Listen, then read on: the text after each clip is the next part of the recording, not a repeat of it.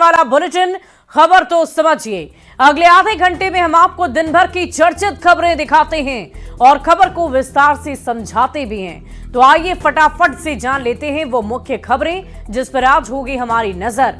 तो आपको शॉर्ट में आज की 4 बड़ी खबरें बताते हैं, फिर इसे डिटेल में समझाएंगे भी। पहली खबर क्या होगी वो जानिए। शराबबंदी पर तेजस्वी क्या कहना चाहते हैं, आरजेडी के साथ क्यों नहीं जाएंगे नीतीश, ये भी समझाएंगे। समझिए कि बीजेपी से कौन कहां से लड़ रहा है चुनाव, और INDIA में सीट शेयरिंग का फॉर्मूला भी आपको समझाएंगे। तो चलिए शुरू करते हैं अपना एक खास बुलेटिन खबर तो समझिए।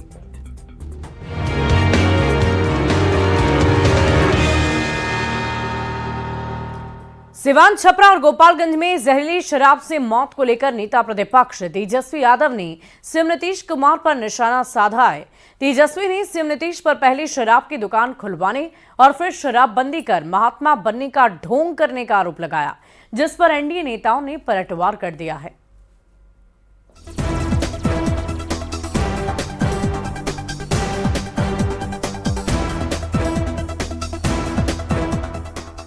बिहार में एक बार फिर जहरीली शराब का कहर दिखा और उस पर सियासत तेज हो गई। कभी शराबबंदी की शपथ लेने वाले तेजस्वी यादव ने उसी शराबबंदी के मुद्दे पर सीएम नीतीश कुमार पर जमकर निशाना साधा। नेता प्रतिपक्ष तेजस्वी यादव ने सोशल मीडिया एक्स पर लिखा, बिहार के हर चौक चौराहे पर शराब की दुकानें खुलवाने वाले तथा शराबबंदी के नाम पर जहरीली शराब से हजारों जाने लेने वाले मुख्यमंत्री अब महात्मा बनने का ढोंग कर रहे हैं। मुख्यमंत्री श्री नीतीश कुमार ने अपने शुरू के 10 वर्षों में बिहार में शराब की खपत बढ़ाने के हर उपाय किए और अब अवैध शराब बिकवाने के हर उपाय कर रहे हैं। तेजस्वी यादव ने सीएम नीतीश के शुरुआती 10 साल के शासन में खुली शराब की दुकानों का आंकड़ा जारी करते हुए तंज कसा, जिस पर सत्ता पक्ष की ओर से बीजेपी के प्रदेश अध्यक्ष दिलीप जायसवाल ने पलटवार किया। शराबबंदी के पहले का आंकड़ा और शराबबंदी के बाद का आंकड़ा दोनों का कंपैरेटिव चार्ट देना चाहिए, तब पता चलेगा कि नीतीश कुमार जी का ये कितना सार्थक प्रयास है। जेडीयू के राष्ट्रीय प्रवक्ता राजीव रंजन ने तेजस्वी यादव पर पलटवार करते हुए कहा कि आरजेडी को कई शराब कंपनियों ने चंदा दिया था, ये जग जाहिर है। राजीव रंजन ने तेजस्वी यादव से पूछा कि जब बिहार में शराबबंदी है तो फिर शराब कंपनी से चंदा क्या शराबबंदी के खिलाफ माहौल बनाने के लिए लिया गया था?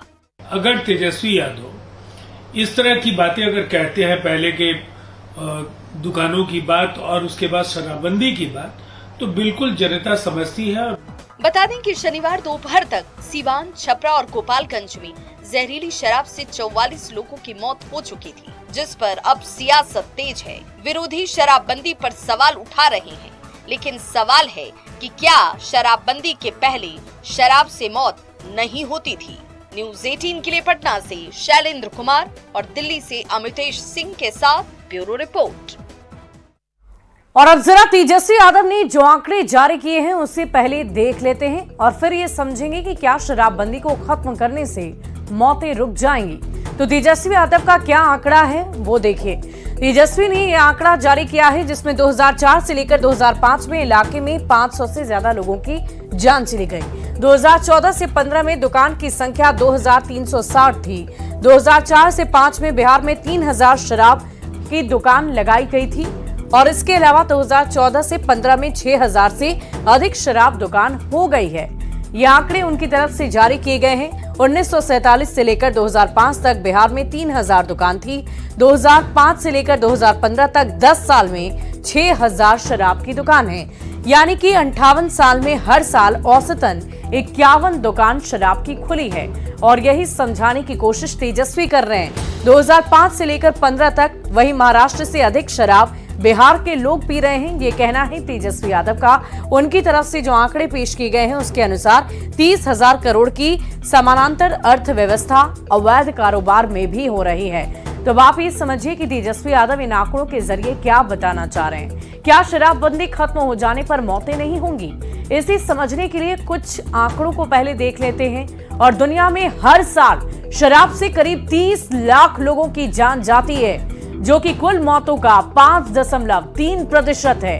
आप ये समझिए कि शराबबंदी ही काफी नहीं है और इसकी वजह से लोगों की जानें जा रही है, ये सत्य है, ये आंकड़े बता रहे हैं। भारत की बात करें तो भारत में हर साल शराब से 2.5 लाख लोग मरते हैं। अगर इसे दिन में बांटे तो पता चलता है कि हर दिन शराब की वजह से 336 लोगों की जान जा रही और इन मौतों के पीछे कई वजहें हैं। सबसे बड़ी वजह है लीवर का खराब हो जाना। लीवर खराब होता है और इसकी वजह से लोग की जान चली जाती है। इसके अलावा HIV जैसी बीमारियां होती है। शराब पीकर गाड़ी चलाने से बहुत सारी दुर्घटनाएं होती है जिसकी वजह से लोगों की जान चली जाती है। और यही नहीं, शराब पीने के बाद हिंसा में कई लोगों की जान चली जाती है। खबर समझिए कि भारत के सभी राज्यों में शराबबंदी नहीं है। सवाल यही है कि फिर बाकी राज्यों में क्यों जान जा रही है? अगर वहां पर शराबबंदी नहीं है तो क्या जहां शराबबंदी नहीं है वहां मौत नहीं होती? ये एक बड़ा सवाल है और ऐसे में शराबबंदी पर सवाल उठाने से अच्छा होता कि सभी लोग मिलकर शराबबंदी को सफल बनाते, क्योंकि सवाल खड़े करने से इस वक्त कुछ नहीं होगा, क्योंकि लोगों की जान जा रही है जो बेहद दुखद है। बढ़ेंगे आगे। बिहार के मुख्यमंत्री नीतीश कुमार ने एक बार फिर कहा कि उन्होंने 2 बार RJD के साथ जाकर गलती की है, अब कभी इधर से उधर नहीं करेंगे, नहीं जाएंगे। सीएम ने RJD के नेताओं पर भी निशाना साधा और इसके बाद बिहार में सियासी बयानबाजी तेज हो गई। तो भाई गलती करने किए थे, 2 बार हम इधर उधर चले गए थे, अब कभी इधर उधर हम नहीं जाएंगे। 2025 के विधानसभा चुनाव में भले ही अभी 1 साल की देरी है, लेकिन बिहार के मुख्यमंत्री नीतीश कुमार ने एक बार फिर कह दिया है कि वो अब बीजेपी के साथ ही रहेंगे, कहीं नहीं जाएंगे। 2 बार RJD के साथ जाकर उन्होंने गलती की। सीएम नीतीश कुमार ने इस दौरान बिहार के विकास में मिल रही केंद्र सरकार की मदद के लिए PM मोदी को धन्यवाद दिया, तो दूसरी ओर RJD पर निशाना साधा। हम सब तो खूब गड़बड़ करता है, अनाप शनाप करता है, अब कभी इधर उधर हम नहीं जाएंगे। नीतीश कुमार के बयान पर बयानबाजी का दौर शुरू हो गया है। बिहार के विकास से मतलब है और जो विकास की यात्रा में उनके साथ है वो उनके साथ रहेंगे। बीजेपी ने जहां सीएम नीतीश के बयान का समर्थन करते हुए उन्हें विकास करने वाला नेता बताया, तो दूसरी ओर RJD और कांग्रेस के नेताओं ने तंज कसा है। कब आप उनकी तारीफ करेंगे और कब आप उनकी थाली खींचेंगे, इसका कोई भरोसा नहीं है। गठबंधन में उनके सहयोगी भाजपा को भी उन पर भरोसा नहीं रहा है, तभी तो बार बार नीतीश कुमार जी को कहना पड़ता है कि नहीं, वो गड़बड़ी नहीं किए थे, अब नहीं करेंगे, अब यही रहेंगे। सीएम नीतीश के बयान पर विपक्ष की ओर से कसे जा रहे तंज पर जेडीयू के राष्ट्रीय प्रवक्ता राजीव रंजन ने पलटवार कर दिया। राजीव रंजन ने कहा कि नीतीश कुमार का नैसर्गिक गठबंधन बीजेपी के साथ है, जबकि RJD के साथ अनुभव ठीक नहीं रहा। दोनों अनुभव स्वयं नीतीश कुमार जी के लिए बहुत अच्छे नहीं थे और राज्य के हित में भी उन्हें नहीं सराहा जा सकता है। बिहार में एनडीए की सरकार है और नीतीश कुमार नहीं चाहते कि अब गठबंधन के अंदर और गठबंधन के कार्यकर्ताओं के बीच किसी तरह का कोई कंफ्यूजन रहे, क्योंकि 2020 में इसी कंफ्यूजन का नुकसान एनडीए को और सीएम नीतीश की पार्टी जेडीयू को उठाना पड़ा था। न्यूज़ 18 के लिए पटना से धर्मेंद्र कुमार और दिल्ली से अमितेश सिंह के साथ ब्यूरो रिपोर्ट। और अब नीतीश कुमार कभी लालू प्रसाद के साथ क्यों नहीं जाएंगे, इसे समझने से पहले आप ये जान लीजिए कि नीतीश कुमार कब कब बीजेपी से अलग हुए और कब कब वापस लौट आए। दरअसल नीतीश कुमार का 1995 से बीजेपी के साथ गठबंधन रहा है। बीजेपी से मिलकर ही नीतीश कुमार ने लालू परिवार को सत्ता से बाहर किया और लगातार 2005 और 2010 के चुनाव बम्पर तरीके से जीते। लेकिन 2013 की अगर हम बात करें तो नीतीश कुमार तब एनडीए से अलग हो गए, जब नरेंद्र मोदी का बीजेपी की ओर से प्रधानमंत्री पद का चेहरा बना दिया गया। 2014 का चुनाव नीतीश कुमार ने अकेले दम पर लड़ा, लेकिन मात्र 1 सीट पर जीत हासिल हुई और इसके बाद नीतीश कुमार ने लालू प्रसाद की पार्टी के साथ मिलकर महागठबंधन बना लिया और एक बार फिर बिहार की सत्ता में वापसी कर ली। लेकिन लालू प्रसाद के साथ नीतीश कुमार का ये संबंध ज्यादा दिनों तक चल ही नहीं पाया।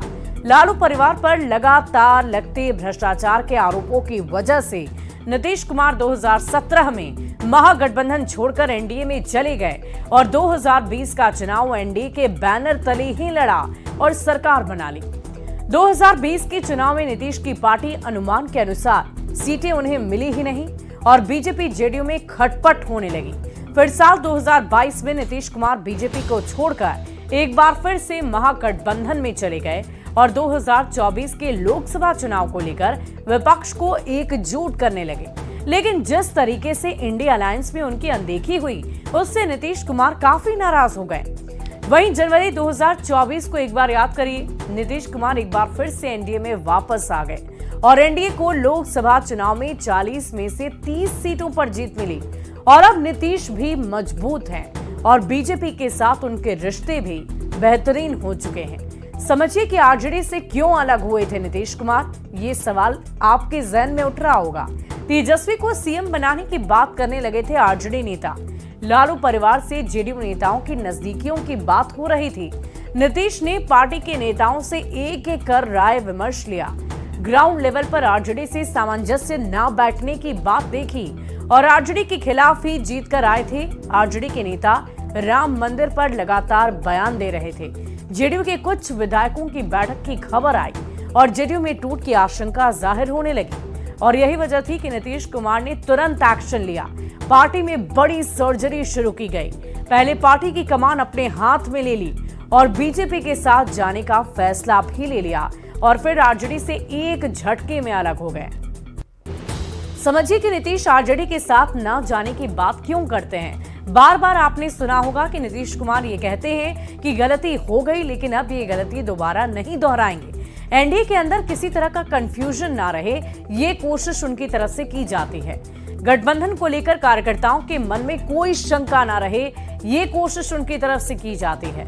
2020 में कंफ्यूजन की वजह से भारी नुकसान हो गया था। एनडीए खासकर जेडीयू के कई सीटों पर नुकसान उन्हें उठाना पड़ा था और इसीलिए नीतीश कुमार की ये कोशिश रहती है कि समय आने पर बार बार ये जाहिर किया जाए, ये बताया जाए कि नीतीश कुमार एनडीए के साथ मजबूती से हैं। बढ़ते आगे, बीजेपी ने बिहार में 4 सीटों पर होने वाले उपचुनाव के लिए उम्मीदवारों की घोषणा कर दी है। तरारी से सुनील पांडे के बेटे विशाल प्रशांत और रामगढ़ सीट से पूर्व विधायक अशोक कुमार सिंह को कैंडिडेट घोषित किया गया है। एनडीए ने 4 विधानसभा सीट से 3 पर अपना उम्मीदवार तय कर लिया है।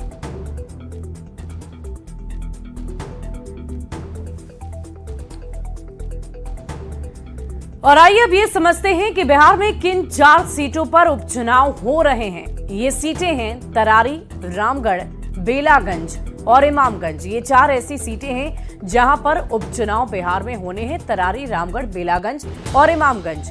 समझिए कि उपचुनाव क्यों कराए जा रहे हैं, क्या वजह है, किस लिए उपचुनाव कराया जा रहा। दरअसल 4 विधायक लोकसभा चुनाव जीतकर सांसद बन गए। लोकसभा में वो सांसद बन गए, जिसकी वजह से ये सीटें अब खाली हो गई है और इन्हीं खाली सीटों पर विधानसभा का उपचुनाव हो रहा है। कौन कौन कहां का विधायक था वो भी जान लीजिए जो अब लोकसभा में सांसद हैं। दरअसल तरारी से सुदामा प्रसाद सीपीआईएमएल के विधायक थे। सुधाकर सिंह रामगढ़ से आरजेडी के विधायक थे। सुरेंद्र यादव बेलागंज से आरजेडी के विधायक थे और जीतन राम मांझी इमामगंज से हम के विधायक थे। खबर तो समझिए, रामगढ़ और तरारी सीट बीजेपी के खाते में थी। 2020 में भी दोनों सीटों से बीजेपी के उम्मीदवार चुनाव लड़ रहे थे। उपचुनाव में भी दोनों सीटें बीजेपी के खाते में ही हैं और तरारी से विशाल प्रशांत को टिकट मिल गया है। विशाल प्रशांत बाहुबली नेता सुनील पांडे के बेटे हैं। सुनील पांडे तरारी से विधायक रह चुके हैं और हाल ही में सुनील पांडे और विशाल प्रशांत ने बीजेपी ज्वाइन की थी। वहीं रामगढ़ से अशोक कुमार सिंह की अगर हम बात करें तो वो भी बीजेपी के उम्मीदवार बनाए गए हैं। अशोक कुमार सिंह पूर्व विधायक हैं और उन्हें भी इस बार मौका दिया जा रहा है। बढ़ेंगे अगली खबर की ओर। जीतन राम मांझी की बहू यानी कि दीपा मांझी की राजनीति में एंट्री होगी, ऐसा सूत्र बता रहे हैं। सूत्रों के हवाले से ये बड़ी खबर आ रही है कि दीपा मांझी उपचुनाव में गया के इमामगंज सीट से एनडीए के उम्मीदवार होंगी। हम के उम्मीदवार दीपा मांझी के नाम पर सहमति बन गई है। जीतन राम मांझी के परिवार के एक और सदस्य की चुनावी राजनीति में एंट्री होने जा रही है। नाम है दीपा मांझी। दीपा मांझी केंद्रीय मंत्री जीतन राम मांझी की बहू और बिहार सरकार में मंत्री संतोष सुमन की पत्नी है। सूत्रों के हवाले से खबर है कि दीपा मांझी उपचुनाव में गया के इमामगंज सीट से एनडीए की उम्मीदवार होंगी। हम के उम्मीदवार के तौर पर दीपा मांझी के नाम पर सहमति बन गई है। 2 अक्टूबर को एनडीए उम्मीदवारों की घोषणा होगी। एनडीए की संयुक्त प्रेस कॉन्फ्रेंस में ही दीपा मांझी की उम्मीदवारी का ऐलान हो जाएगा। आपको बता दें कि इमामगंज सीट से जीतन राम मांझी विधायक थे, जिनके गया से सांसद बन जाने के बाद ये सीट खाली हुई थी। अब इस सीट पर उपचुनाव होने जा रहा है और बिहार में जिन 4 सीटों पर उपचुनाव हो रहा है, उन चारों सीटों में एनडीए के अंदर इमामगंज सीट एक बार फिर HAM यानी हम के खाते में गई है। वैसे तो दीपा मांझी पार्टी में सक्रिय भूमिका निभाती रही हैं, पति संतोष कुमार सुमन के चुनावी कैंपेन में हिस्सा भी लेती रही हैं, लेकिन चुनावी राजनीति में उनका ये पहला अनुभव होगा। न्यूज़ 18 के लिए पटना से रवि एस नारायण के साथ ब्यूरो रिपोर्ट। और अब आप ये समझिए कि इमामगंज में क्यों हो रहा उपचुनाव और दीपा मांझी की उम्मीदवारी क्यों मजबूत है। दरअसल जीतन राम मांझी गया से लोकसभा चुनाव जीतकर सांसद और केंद्रीय मंत्री बन चुके हैं। जीतन राम मांझी की सीट रही है इमामगंज और एक बार फिर से ये सीट हम के खाते में है। मांझी ये सीट अपने परिवार में ही रखना चाहते होंगे और यही वजह है कि इमामगंज से अपनी बहू यानी कि दीपा मांझी को चुनाव लड़ाने की तैयारी हम की तरफ से की जा रही है। ये एक बड़ी वजह है। उपचुनाव जब होगा तो देखने वाली बात होगी कि जनता को कितना प्यार दीपा मांझी को मिलता है। एनडीए के बाद झारखंड में मुख्यमंत्री हेमंत सोरेन ने इंडिया अलायंस के सहयोगी दलों के बीच सीट बंटवारे का ऐलान तो कर दिया, पर आरजेडी जैसा सहयोगी दल इससे सहमत ही नहीं।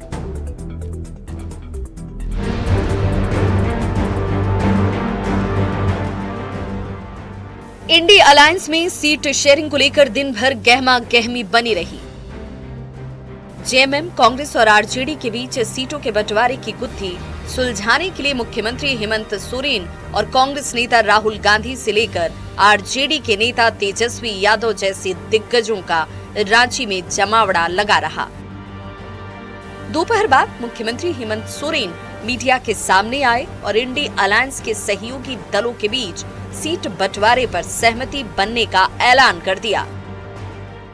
चुनाव में अभी जो पहले चरण में ये बातें तय हुई है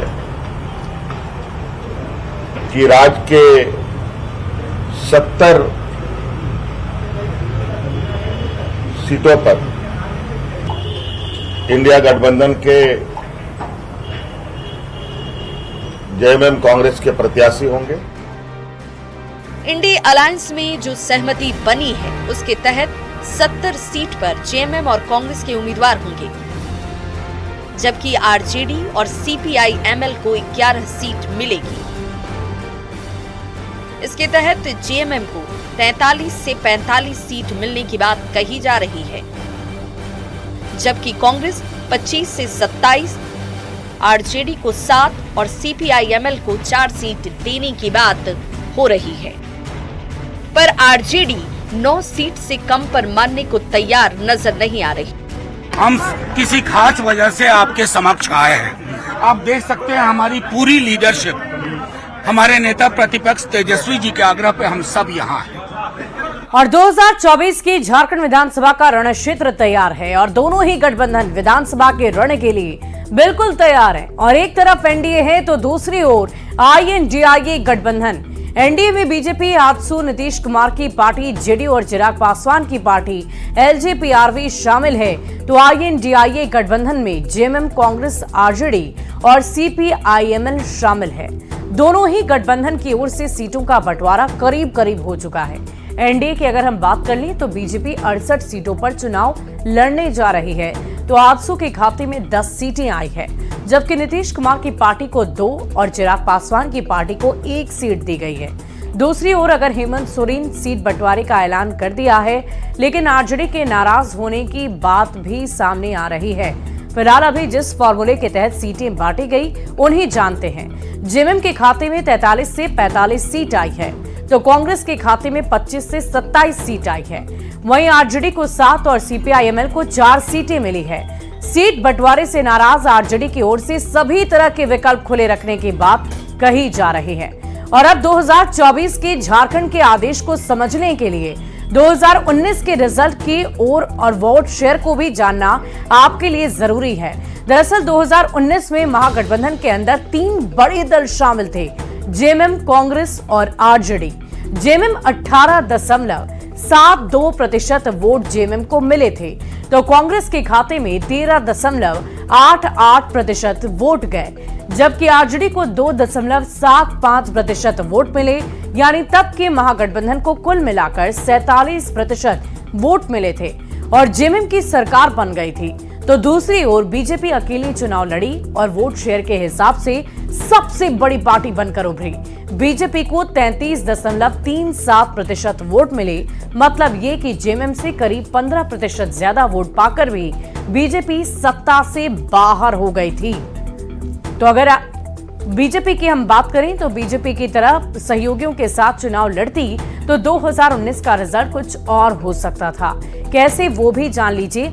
दरअसल 2019 में महागठबंधन को 47% वोट मिले, जबकि बीजेपी को 33.37% वोट मिले और इसमें आजसू के 8.10% वोट को अगर हम जोड़ें, तब की बाबूलाल मरांडी की पार्टी जेवीएम के 5.45% वोट को अगर जोड़ लें और जेडीयू के 0.73% वोट को जोड़ें तो ये आंकड़ा 47.65% तक पहुंच जाता है। यानी महागठबंधन से 65% ज्यादा वोट हो सकते थे, ऐसा अंदाजा लगाया जा रहा है। और इधर झारखंड विधानसभा चुनाव के लिए बीजेपी ने उम्मीदवारों की पहली सूची जारी कर दी है। बीजेपी ने 66 उम्मीदवारों के नाम की घोषणा की है। धनबाद से बाबूलाल मरांडी और सरायकेला से चंपाई सोरेन चुनाव लड़ेंगे। वहीं राजमहल से अनंत ओझा, बोरियों से लोबिन हेम्ब्रिम, लिट्टीपाड़ा से बाबूधन मुर्मू, महेशपुर से नवनीत हेम्ब्रिम चुनाव लड़ेंगे। और फिलहाल इस बुलेटिन में अभी के लिए बस इतना ही। आप बने रहे न्यूज़